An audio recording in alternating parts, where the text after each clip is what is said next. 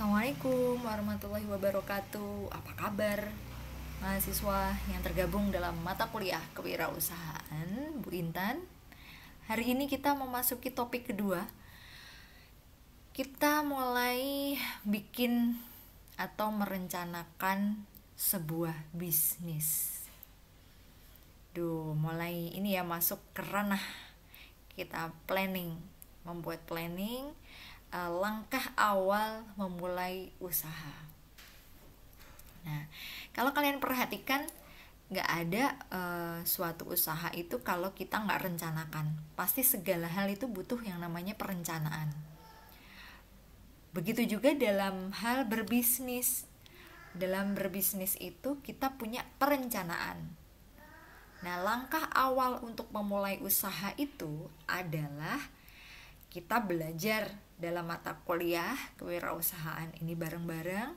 Kita perhatikan topik kedua kita pada hari ini dan semoga kalian pahami. Kita pahami bareng-bareng ya. Coba kalian lihat di sini.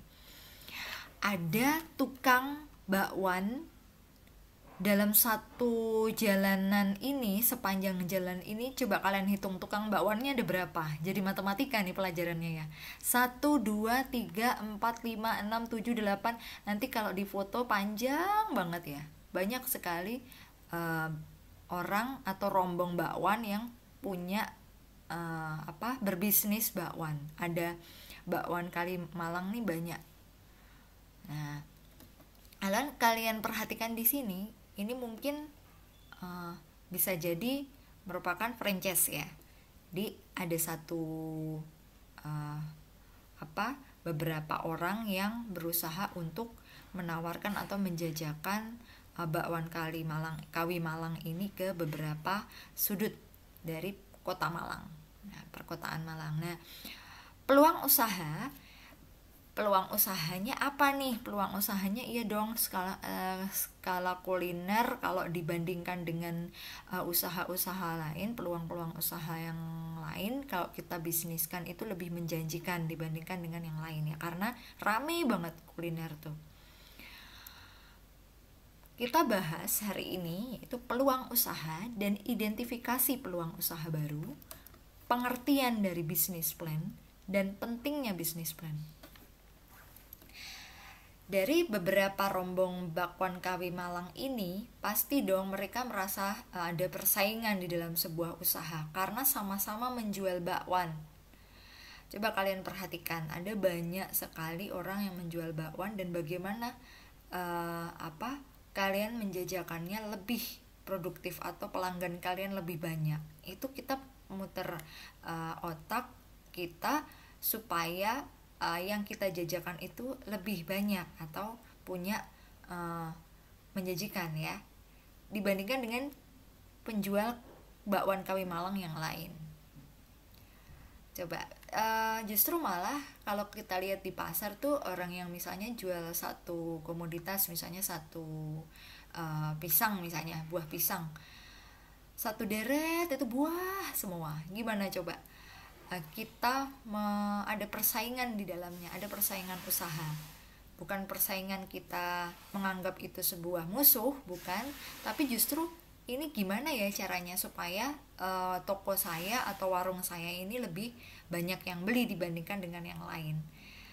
Nah, itu tantangannya. Bahkan kalau kalian sadari, Alfamart sama Indomaret tuh tempatnya berdekatan, ya nggak sih? Sama-sama menjual barang-barang swalayan ya, minimarket, saling berdekatan, dan masing-masing orang juga nggak bisa misalnya saya memilih, kenapa kok memilih Alfamart tidak Indomaret padahal tempatnya berdekatan. Nah kayak gitu, kita memutar otak kita sebagai pemilik ini supaya gimana caranya dagangan kita lebih laku dibandingkan dengan sebelah, padahal komoditas atau yang kita jual itu sama. Peluang usaha dan identifikasi peluang usaha baru. Kita harus tentukan dulu nih, selain kemauan kita, niat kita sudah bulat, kita udah pingin berencana, kita tentukan dulu jenis usaha yang akan kita ambil, kita lakukan. Nah, peluang usaha itu merupakan bidang kebutuhan dari pembeli, bukan penjualnya. Kalau penjualnya it's okay, kita ngikut pembeli. Jadi dimana seorang wirausahawan itu bisa mengelola usaha yang di bidang mereka, di bidang yang dia sukai ya, secara menguntungkan. Kita sebagai wirausaha harus pandai membaca peluang pasar. Itu merupakan hal yang esensial dan wajib hukumnya bagi seorang wirausahawan. Karena ini pondasi dari sebuah bisnis. Nah, berikut ini ada beberapa hal yang bisa kita lakukan untuk gimana caranya catch our peluang usaha kita. Kita tangkapnya gimana sih? Nangkapnya nggak pakai tangan, melainkan nangkapnya adalah kita melihat, ya kalian lihat di sini, lihat, mendengar, membaca dan menulis. Artinya adalah kita harus belajar gitu. Melihat maksudnya adalah kita melihat di sini, melihat apa yang menjadi masalah dari fenomena-fenomena yang ada di sekitar kita dan siapa yang mengalami masalah tersebut. Misalnya di sini nih lagi nggak ada sama sekali yang namanya toko baju di sepanjang jalan ini, dan masyarakat di sini kesulitan mau beli baju pada saat lebaran gitu misalnya ya. Nah, setelah itu kita melihat nggak ada toko baju ya, pertama tadi melihat. Terus mendengar di sini juga punya tujuan agar kita mengenal lebih dekat dengan konsumen. Di sini tuh orang-orang sini kalau Idul Fitri pada beli bajunya jauh banget.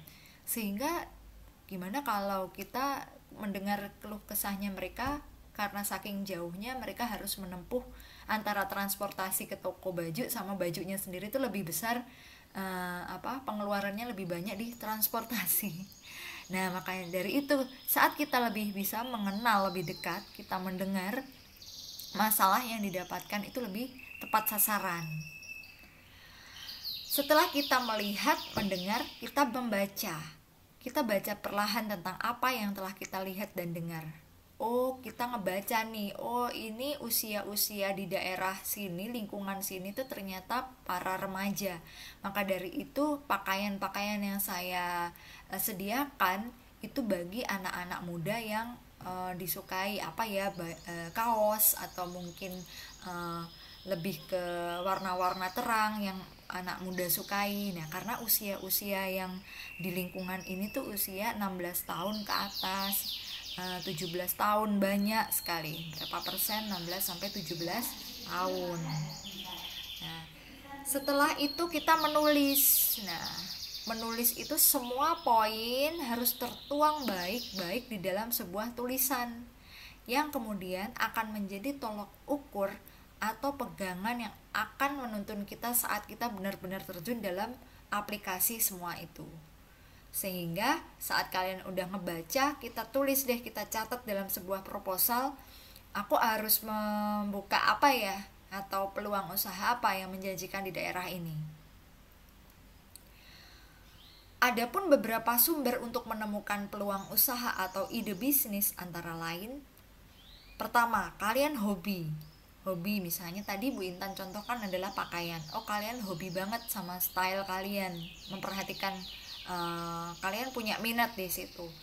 Yang kedua, kalian udah mulai keterampilan dan pengalaman, misalnya kalian pernah menjajakan online, baju online ya, punya toko A misalnya, kalian online, kalian punya pengalaman dong di bidang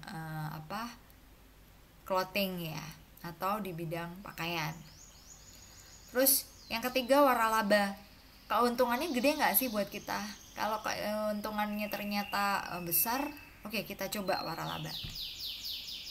Nah, media massa, kita juga boleh promosi, misalnya lewat koran, majalah, TV, internet.